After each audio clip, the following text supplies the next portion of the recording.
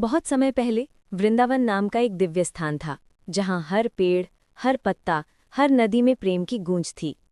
वहीं पर जन्म हुआ राधा रानी जी का, जो प्रेम की देवी मानी जाती हैं। बरसाने के गांव में वृषभानु जी और कीर्तिदा माता को एक दिन एक अत्यंत तेजस्वी कन्या प्राप्त हुई। जब वो जन्मी तब उनके मुख पर दिव्य प्रकाश फैल गया। पूरा ब्रह्मांड उस समय जैसे ठहर गया, क्योंकि ये साधारण कन्या नहीं थीं, बल्कि स्वयं भगवान श्री कृष्ण की अंशरूपा, भक्ति और प्रेम की मूर्ति थीं। राधा जी के जन्म के समय कहा जाता है कि कमल खिल उठे और गंधर्वों ने स्वर्ग में गान किया, जय हो प्रेममयी राधा। थोड़े समय बाद गोपाल कृष्ण नंदगांव में जन्मे। कृष्ण और राधा का मिलन आत्मा और परमात्मा के मिलन जैसा था।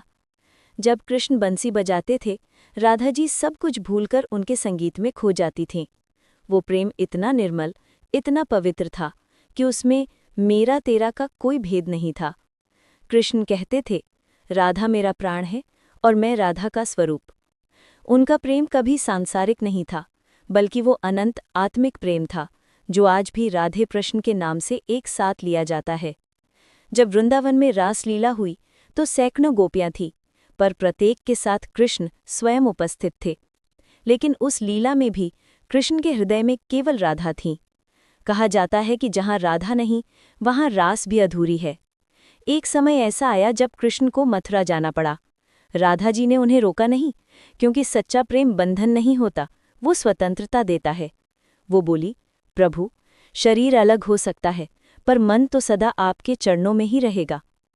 तब राधा जी ने संसार को ये सिखाया कि प्रेम का अर्थ मिलन नहीं, समर्पण होता है।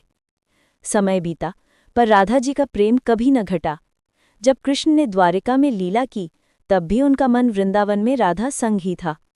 अंत में राधा जी ने यमुना तट पर ध्यान लगाकर श्री कृष्ण का ध्यान किया, और उसी ध्यान में वे परमात्मा में लीन हो गईं। कृष्ण स्वयं उनके पास प्रकट हुए और बोले, राधा, अब मैं और तुम एक हैं। और उस क्षण राधा और कृष्ण एक रूप हो गए, राधे कृष्ण।